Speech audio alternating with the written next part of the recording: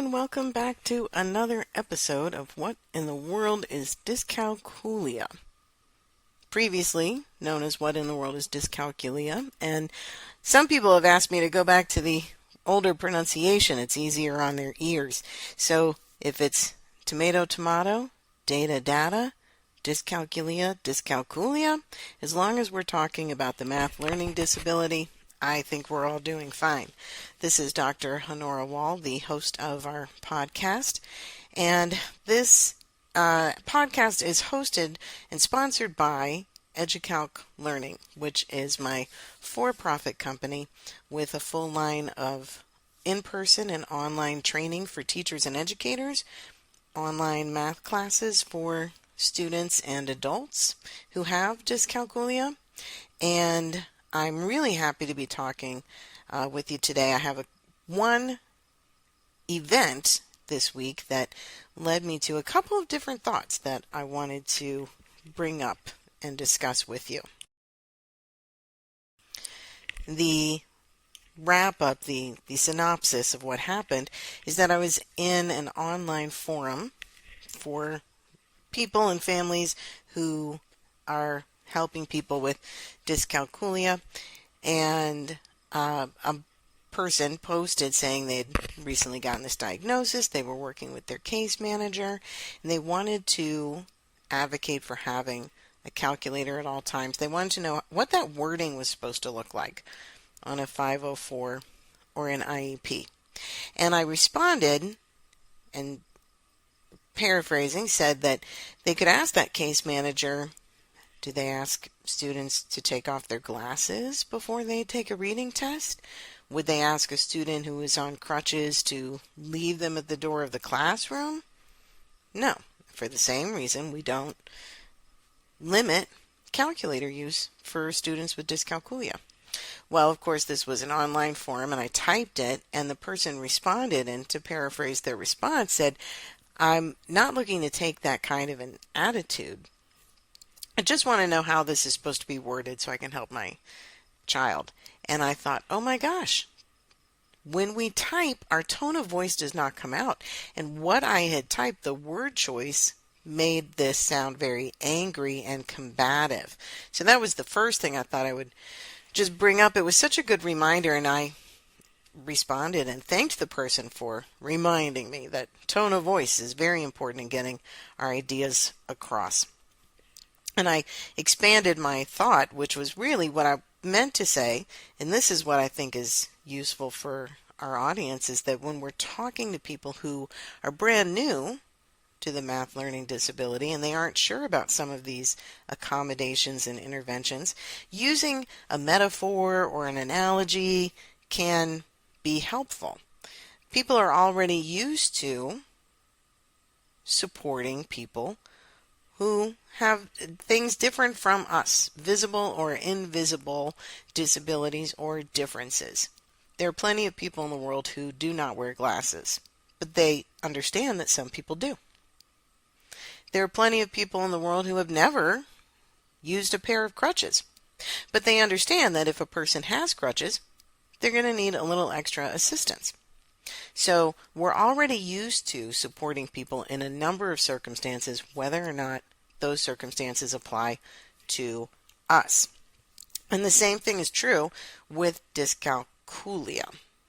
Whether or not a person has it, whether or not a person has heard of it or is familiar with it, they can still provide the right accommodations and interventions. I will say, if you are putting that into a text or an email or an online support group, expand your thoughts.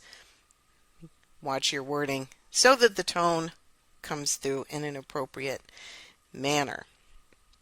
That was my first thought. My second thought, when I read this exchange, I thought, why do we feel a need to walk on eggshells when we're advocating for legally protected interventions and accommodations? What if this woman had wanted to take a certain tone or take a certain attitude? Why, as a parent, would they not be allowed to do that? this is very common. I have a lot of parents I talk to who don't want to make waves. They're sometimes walking on eggshells, sometimes just making sure they're being supportive or helpful or nice to the school. Sometimes it's because they're a teacher or a staff member at the school or in the district, and they don't want to be known as the problem coworker. Sometimes they have other children in the same school or school district, and they don't want to be known as the problem family. And sometimes they feel like they're the lone voice asking for these interventions and accommodations for their child, and they don't want to be that problem parent singling out their child for repercussions.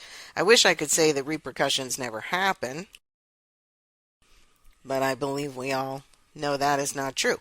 There are times when people do think we're the problem family or the problem child or the problem parent, and those repercussions come back on our students. So I completely understand where it is coming from, but I have to say, what we're asking for when we ask for interventions and accommodations, we're not asking for anything special. We're asking for things that are protected under federal law. These are just the requirements of providing an equitable education.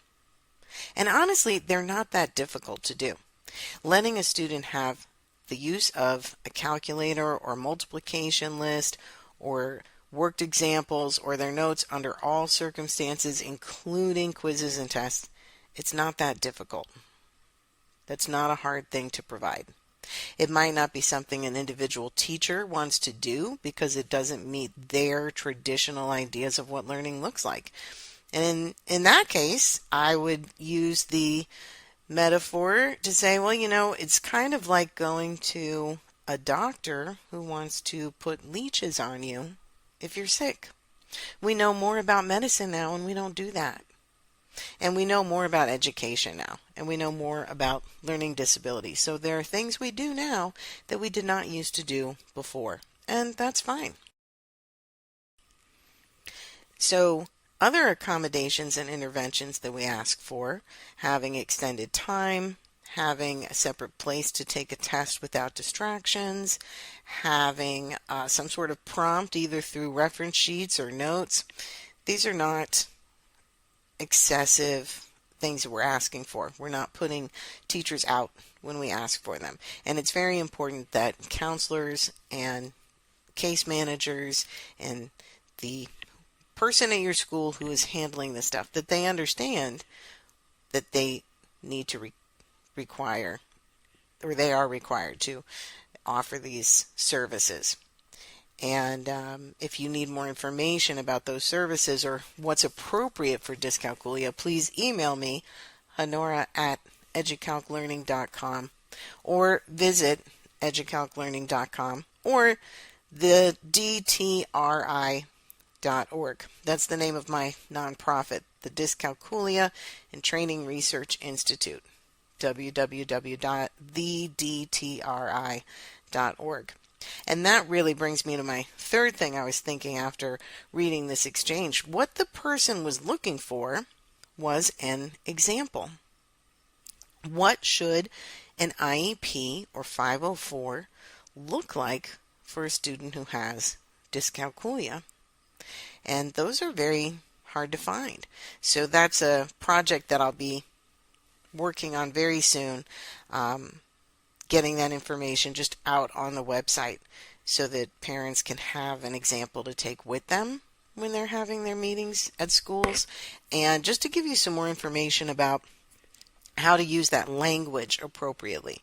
I talk about that a little bit in my online training courses for teachers, but I think it is valid to have some examples out there that anyone can access at any time. That's a need that should be met.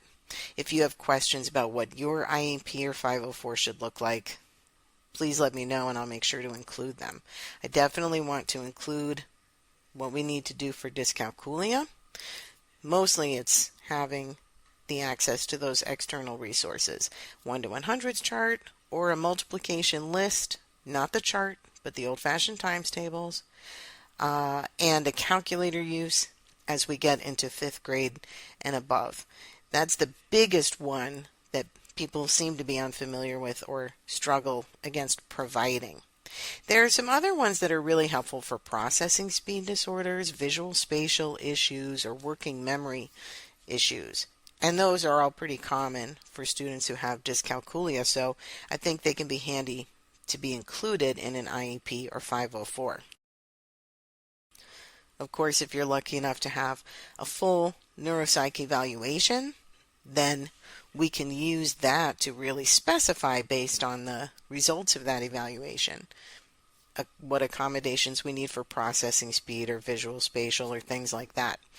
And I'm happy to have more of a conversation with your specific situation if you reach out to me on that.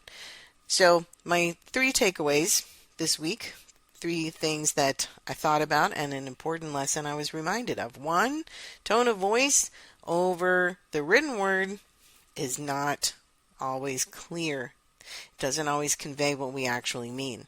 So it's always a good idea to sit back and reflect on what you're trying to get across and expand and clarify what you're trying to say. Short and sweet does not work very well in the written communication.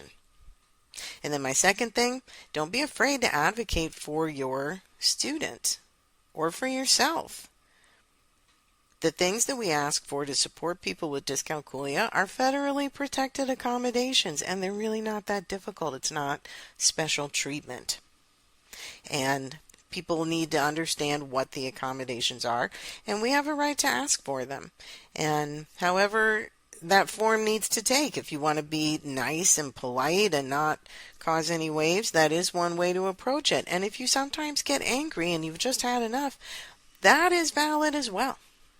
And that's a normal human emotion. You can be angry about your child or yourself not getting the support you are supposed to be getting.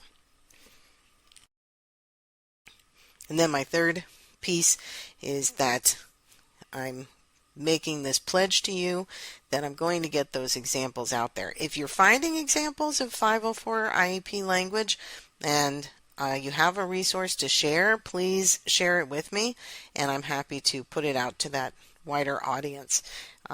This is a way we can support each other as we move forward talking about dyscalculia and support more people with the math learning disability. There are approximately 5 million kindergarten through 12th grade students in the United States alone who have dyscalculia, whether or not it's diagnosed yet. And that means we need to be sharing resources and sharing information.